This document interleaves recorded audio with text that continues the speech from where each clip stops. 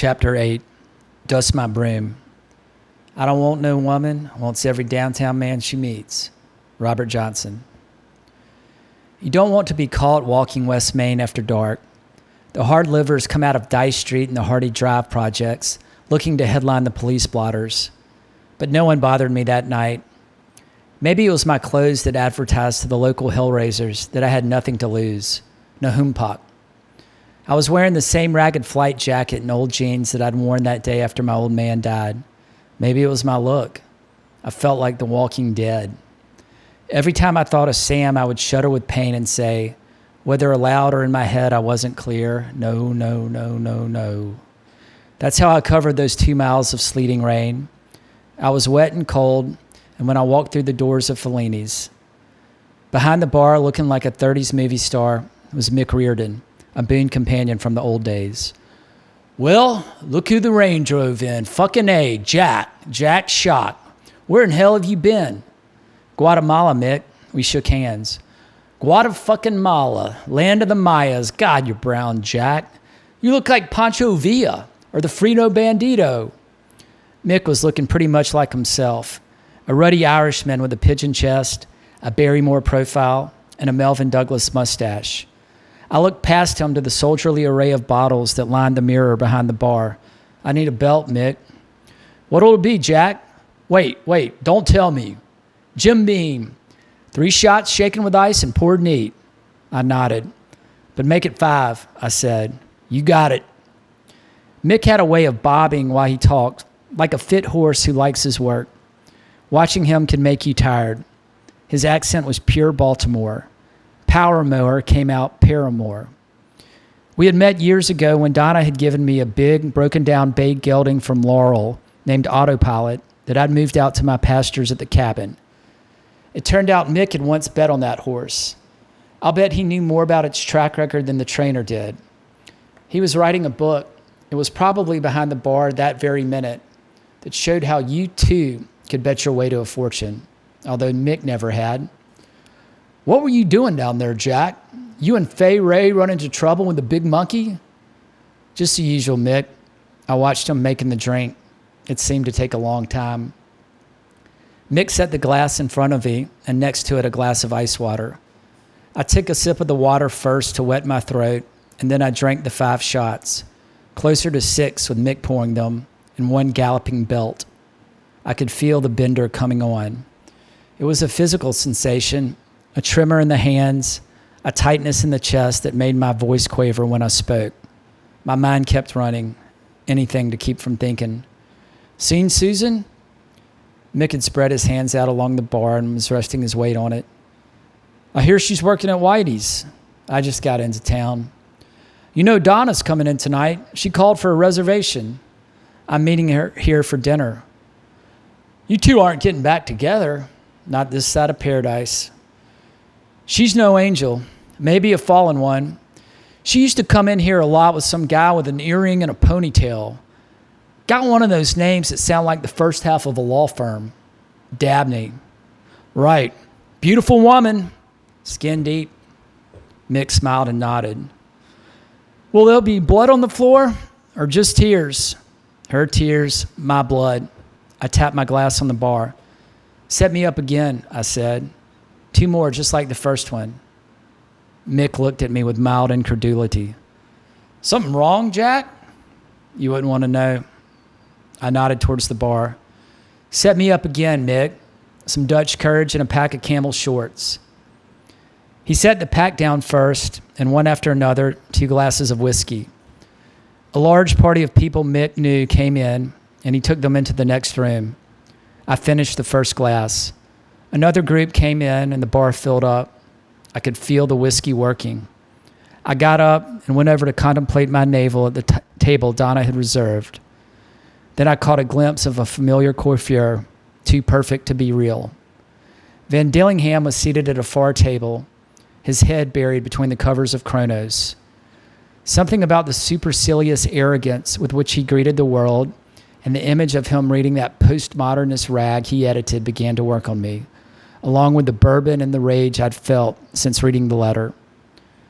I noticed that nasty Van Dillingham was surreptitiously scratching his balls. Certainly, I had done such a thing myself from time to time, but I had a sudden anti-postmodernist urge to ascribe meaning to his ball scratching. "Something wrong with your balls tonight, Bernardo?" I yelled at him. Van Dillingham, who so far had pointedly ignored me, raised his face and glared at me, eyes full of malice. "Shock," he said. "Well, well, well." Then he buried his face again between the covers of Chronos and the consolation of female secretions. Going after Van Dillingham was clearly unwise. As chair of the department, he could make life very unpleasant for me.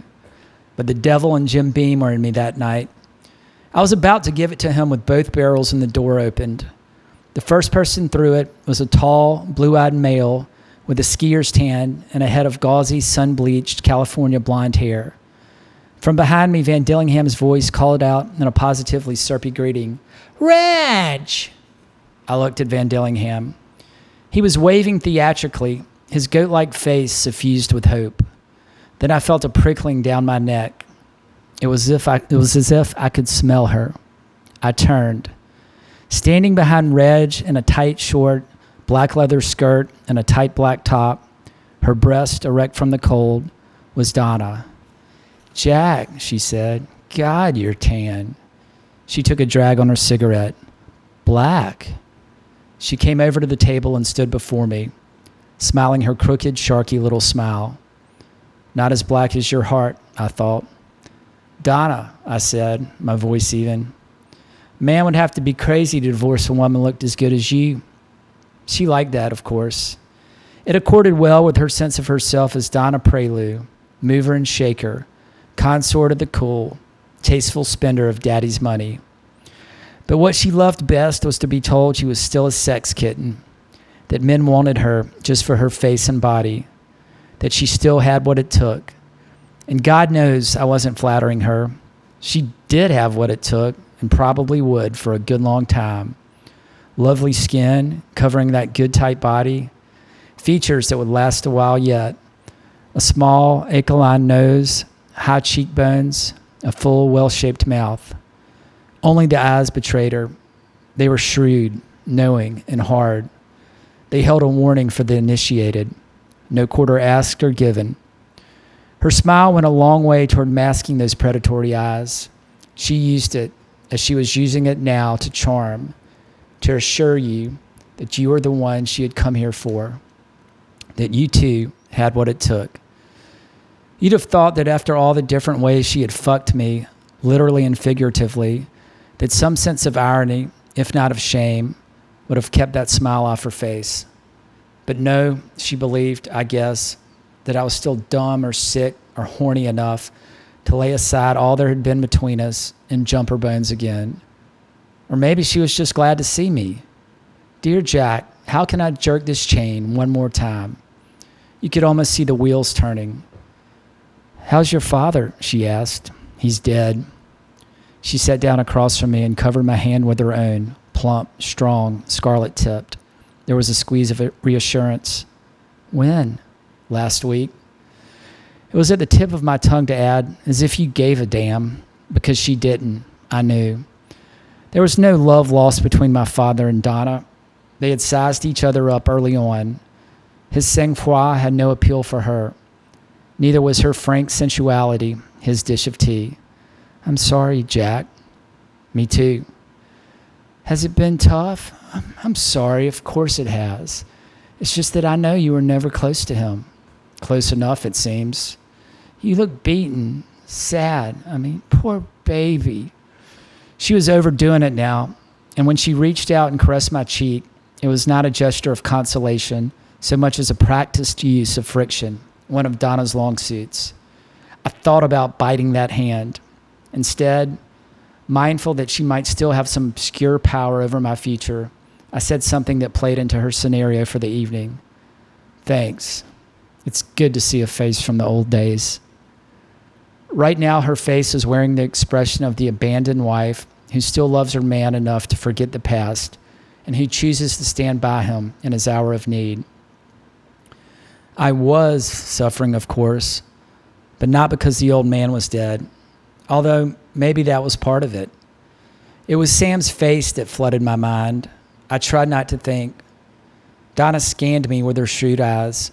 Her next question seemed preternatural. How's Sam? She's fine, I said. In love? She's got some lawyer.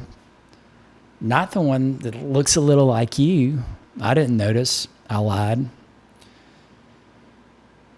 He bought the cabin back for you, that lawyer. If I had known. Donna must have realized that she was better off not completing this sentence. If she had known, well, she would have refused to sell the land to Charlie Boy, my father's agent, or she'd have hiked the price up so high as to make the purchase impossible. I played dumb. I haven't been to see it yet, I said, which was true. Where are you staying? The pressure on my hand increased slightly. Good old Donna. A romp in the hay would do so much for her complexion. Not sure. You can stay at my place. And I know exactly what's in store for me, I thought. I changed the subject. How's old Bill? He and Betsy are trying to work things out. He's still looking for a job. It's his last semester. Donna's eyes and voice struggled for that note of sincere, though merely friendly, interest that no doubt she also had employed when speaking of Bill of me. Poor Jack, so lost, so confused. Betsy's a lot better woman than Bill deserves, I said. You always thought so. She's been seeing some Pakistani doctor. If Donna was about to justify sleeping with Bill by retailing some gossip about Betsy, I declined the gambit. Donna, my angel, I said, breaking in and broaching the matter closest to my interest. Are we divorced or still married? She took a drag on her cigarette and let the smoke stream slowly between us. Then she smiled. Married? Ah, I said, putting as little as I could into the monosyllable. Those papers I signed, the divorce decree, I never filed them. Why? Jack, you know you're the only man I've ever really loved. The pressure and the friction on my hand increased. Dear Donna, so consistent, such a liar. She smiled. I miss fucking you.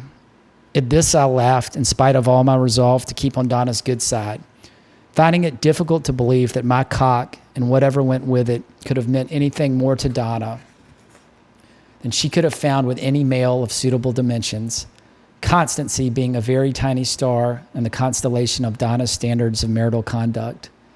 Jack, she said, taking an aggrieved tone, you're mean. This little girl stuff she could see had no effect on me. She went on, we've been everything to each other. Everything, I thought, but husband and wife. Donna's remark had probably come from yesterday's soap opera and had about as much to do with our years together as the sonnet, let me not to the marriage of true minds admit impediments. How's a Beamer? I asked, changing the subject, though I was pretty sure that Donna's car meant at least as much to her as I did. Fine, she said. Paint holding up? You were really angry that day. She took a last drag and stabbed her cigarette out. Yeah, I was. Poor Dabney, she said, using her naughty girl voice. It took him a whole year to grow his ponytail back. Good old Dabs, I said. Teach him to pork another man's wife on the husband's kitchen counter. You were never home, Jack. We hardly ever saw each other, and when we did, all you wanted was a quickie to take the edge off. I never heard you complain. Nobody was ever slow enough or long enough for you, Donna, dearest. You weren't. What about Bill Smalls? Did he live up to his name? Donna laughed. Her voice held a theatrically bitter note. She pulled another cigarette out and lit it. Same old Jack, same old Donna. She was smiling again, bravely through crocodile tears. You were the only one I ever really wanted to come home to. Like I came home to you and Mr. Ponytail. You know what I mean, Jack. I love you. She looked at me with those beautiful, insincere, slightly askew green eyes. This was the moment Donna had been leading up to. I saw it now. I love you, Jack. Maybe she believed it too, for now. But I'd seen this movie before. I remembered it from the time we'd split up when I was in graduate school, and hey, after almost 12 years with me, Donna certainly had my number. I was one of those wounded, incomplete men whose loneliness had a metaphysical slant to it. Poor, stupid bastard. I'd burnt my share of candles at Donna's altar over the years. Too many. I'd been naive enough to believe her before. I'd been sick enough to need the kind of sexual arousal that depends on seeing yourself as essentially unlovable. Pathetic enough to stay with this spoiled brat of a wife because I bought into her little rituals of control and gratification. And hell, who knows how sick anybody else's sex life is? Who knows whether what Donna and I had was any sicker than what bounced the bed springs of June and Ward after they put the Beaver and Wally to bed, or the couplings of Bernie Van Dillingham and Reg the Surfer Boy. No, I didn't love Donna. I didn't love myself. I didn't love my old man, but I did love Sam. Right after Donna said, "I love you," Sam's face came into my head, and all the heart went out of me. I didn't want to play Donna's stupid little game of let's screw each other again, literally and figuratively, to see how much mileage we can get out of simple friction, illusion, lost youth, the consolation of a shared death wish, getting fancy now, which was about all we'd had together. But to tell the truth, I didn't want to hurt Donna either. My heart sank as I thought of Sam. I felt that I had always loved her, would love her, wanted her even if all I had to offer was her misery. Maybe I'd never hold her in my arms again. If I had any kind of respect for the fundamental decencies, hell, for biology, I'd end it. I'd get on my buckskin and ride south to whatever oblivion of reeferdom would accept my passport and my money. But whatever I did, I was not going to fuck Donna again. That was dead. Dead as a hammer. No more winter dreams for Jack Shock of poor little rich girls with green eyes and yellow hair and pink BMW convertibles. Goodbye, Donna, I said, standing up. I've shot my bolt, and I went out the door.